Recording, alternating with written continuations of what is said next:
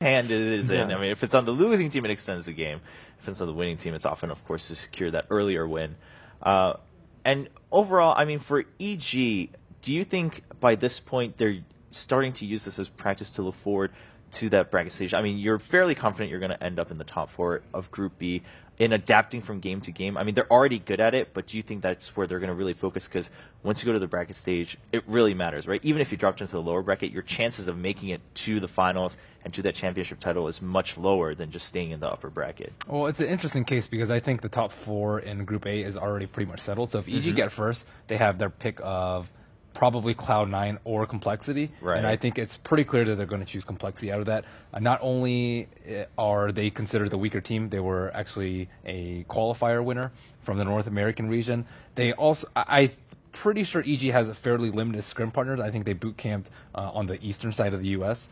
And I know that they scrim U.S. partners occasionally far more than a lot of the counterparts. So I think they're probably going to be very familiar with Complexity and their ways. And, of course, I think a lot of the players play in in-house leagues together. So I think that they have a decent matchup versus Cloud9, but not as good as it was before. Before, EG always used to destroy Cloud9, similarly to how Secret did. But I think they just get first place, concentrate on that, and then look for your opponent later and do your research. Okay. There's also still a chance that Fnatic will make it into the top 4. Yes. Who do you think they would choose That's over Fnatic and Complexity? Well, it's only going to be one or the other because both of those teams are playing each other tomorrow. Yeah. So if they would have to choose between those two, I mean, I would think. Because it's not going to be Cloud9. That's actually a tough one because Fnatic, I think, has underperformed and Complexity has overperformed. Going in, you would easily say Complexity, but as the tournaments panned out, I actually probably say Fnatic. Fnatic has more potential in that sense. They do, but I keep thinking, okay, this game they're going to win 2-0. This game they're going to win 2-0, and it hasn't happened, sadly. Winter, in your view, but do you see it as because of that potential and, again, the kind of fear of the fact that if Fnatic starts to snowball, they will just run with it, that maybe EG would rather play what they would consider a little bit more of a stable opponent in Complexity? If they have a choice. I mean, it might also be a factor. Like sometimes you rather play an opponent, maybe they are slightly stronger, but their variance is much lower. There's no secret strats or like something that you won't expect. You rather pick an opponent that you actually know what's coming rather than, okay, this opponent is weaker, but sometimes a different draft appears and you don't know how you want to handle the specific hero. So you might want to go for a slightly stronger one, but more predictable. This is an interesting point to talk about, though, as we start to go towards the last day of the group stages. Do you think there's anyone, assuming, let's say, Group A stays the way it is, and it is Cloud9 and then Complexity for 3rd and 4th place on the top side, do you think anyone from Group B would choose Cloud9 over Complexity just because they weren't expecting Complexity to do this well? Maybe a bit more worried about Complexity, that they can throw an unexpected punch, but I mean, if it is EG choosing, then EG will go for Complexity, as Ben just explained. I think Cloud9, they have been underperforming, but then you come to best of 3 still, and then do you really want to try to face Cloud9 in the best of 3? Because they are still a very strong team, and they can still throw out a big punch. I think they underperformed day 1, but day 2, they looked really good. I'm talking about really strong. And the way that they've won has been very, very impressive. Yeah, of course, today, too. I mean, coming out maybe even stronger than day 2, looking a lot more gathered and looking a lot more confident overall at day 1. They did have a little bit of a rough day.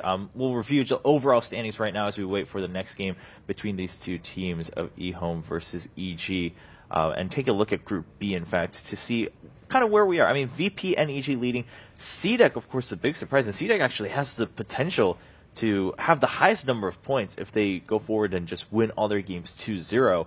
What's the possibility of that happening? Well, I want to say that it's really high for their sake, but to be honest, because they have faced Empire, I believe they've still got some tough opponents to face, and I'm thinking their chances of getting top 4 now that I see, because they've got 2 wins, right? If it was if it was draws, if they got 6 points any other way, then it would have been tougher. But I think because it's 2 wins that they got, I think they have their chance of getting top 4 pretty high. Because newbie eHome, they're all having so many draws. This is a group of draws, and just purely by having those 2 wins, I consider them a top 4 team in this group. Yeah, it does look pretty possible. Winter, what about you? I mean, where do you see CDEC ending up? I think it's still really tight, though. Anyone can take the top 4 position in that group, and CDEC have still a few hard games to play. against stronger opponents, so they need to at least win another 2-0. I feel another 3 points to be safe in the top 4. So I feel anything can happen still. Ben, any clear thoughts about CDEC, or do you agree that?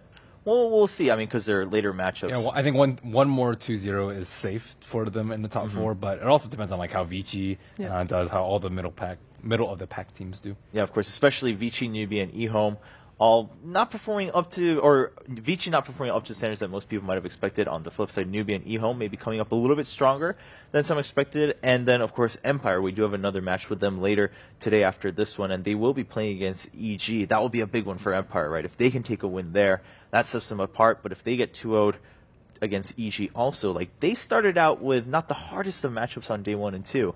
They had a rough beating there. If they can't climb up, it's going to be rough for Empire to hope for a top 4 finish on day 4 of the group stages. As you can see on your screen, of course, in stream 2 and 3, we do have Virtus Pro playing Vici Gaming and the Newbie playing CDEC. So CDEC is playing right now alongside Newbie, and that should be a pretty interesting match. Of course, might tell a lot on the results of Group B. Same with VP and Vici Gaming. See how Vici Gaming's doing as we wrap up day 3. I almost said day 2, but we're in day 3 now. The days are all blurring together. They've been long but excellent days here at TI5 for sure.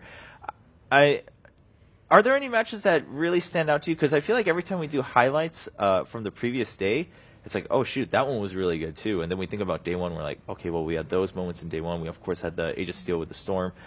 Anything that particularly has left a memory for you, Winter? I mean, the first series of the day on day 1, obviously LGD was a secret. There were both very high quality games and very contrasting play styles, and you could see a lot of difference in how when the team match up together and how they view both of the teams, like the bans, the picks, and stuff. I think that's the most memorable series for me today. All right. Well, would like to talk more about all the cool moments we've had so far, but it looks like the teams are ready for game number 2, so we'll be jumping into the draft between EG and eHome. eHome on the dire side, EG on Radiant, and eHome just kicking things off with the Naga ban. They don't want to deal with that. EG, of course, very well versed with Naga. There's a Dazzle. Damn. Man, not even waiting until the second ban, just going and taking the hope out of everyone who might have been waiting for that one. At least it was second one last game, but no, that's just mean. Same with Naga. That's true. Yeah, that's true. Not giving a chance either. Both very clear on that one, but eHome taking a little bit more time for the next bans and perhaps going forward too. Again, the Bounty Hunter was a big question mark for me, just because it's not terribly great against eHome's style of play. Obviously, it's a very good hero and very highly rated, but I wasn't sure if EG was actually going to tend towards that this game. Okay. I think from previous game, like eHome did really good in the first 10 minutes, right? And one of the reasons they did that was because of the Spirit Breaker from RTK. So I'm curious to see if we're going to see that hero again, or if EG is going to try to ban it out this time. I mean, the whole draft they had in the first game in general is just the general idea they had was we are going to have good lanes, we're going to gank and have a better time early game and control and just push whenever we are ready. So let's see what they have this game. They're going to have the Lash Rock. Tuscan Gyrocopter. Yeah, and EG, definitely one of the teams that hasn't been afraid to just give up the Leshrac and try to counter it in one way or another, whether it's team play, whether it's hero pick specifically, and then choosing to ban the Shaker over that one. We have seen that. I think it's important, like, when you're up against a Chinese team, you ban the Shaker when you want to give away the Lash, because they use Lash plus Shaker combination very well together. It's really strong and potent in the laning phase, and even in team fights, both the heroes are they work very well together. They deal a lot of damage, and in general, early game to mid late, they're all strong in the whole stages of the match. It's also really good to split up team fights if you are indeed going to be having the Tuscan and Gyrocopter. If you want to pick that up, then you'd preferably not want to fight against the Air Shaker as well. And banning it to Dazzle, I think, is really good if you plan on giving the Leshrac away. There's still Queen, Shadow Fiend. I mean, I guess Queen would probably be much more flexible than Shadow Fiend. Undying, still in the pool as well. And it is going to be another... They kind of have the same head. No, they don't. But they are both the same color. Yeah, they do look pretty similar if you look at them from this angle. Wyvern being picked up for eHome. So all the heroes you just mentioned, Quap's still available. SF, of course, still available. Slipping through a little bit this time. they're definitely gearing into very strong lanes right now.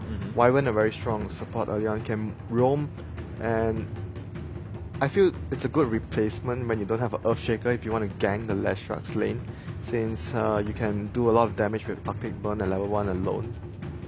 So it probably hints that eHome might still want to go very aggressive early on, gank the lanes and be very active around the map, help CTY as much as possible. Now, does the Lina ban say much about who eHome wants to put in that mid lane, or are we pretty convinced that it's just overall a generic ban just to get that out of the way? Against Cold Embrace, Yeah, possibly. it's mostly against Winter Wyvern. Leshrac and Lina, I guess Lion. I mean, Gyrocopter's already really good versus it, but you need something else too. Yeah, you can light strike a array the Tusk target's coming in, so perhaps they would want to pick it up themselves, I thought, but apparently they want to have maybe more aggressive supports in that case. Supports that can roam around early a bit more. Maybe get the Lion back. Rubik is still in the pool, which was a hero that Evil Geniuses banned out against eHome previous game in this phase. That is true. The anti-mage ban is actually pretty interesting, just because we've seen a lot of teams, I'd say Secret most notably, just almost always pick anti-mage as a response to Leshrac in the second phase. Yeah. And EG is actually banning them out themselves. Maybe They don't want to play against anti-mage but Leshrac. I think we've seen that combination once today. I mean, it wasn't particularly strong. I think it was from Richie, was it? Can't remember which game.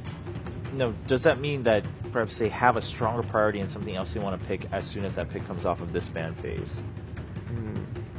Because even if that anti-mage is good against Lesh, maybe they really wanted to favor something else and they were afraid of that anti-mage going over to eHome. I actually think probably the other possible reason is what eHome has right now. They have Lash and Wyvern. Both of these heroes are very good at defending high ground, so they don't want to give eHome too much of a security towards the late game since they have very good base defense. would they be more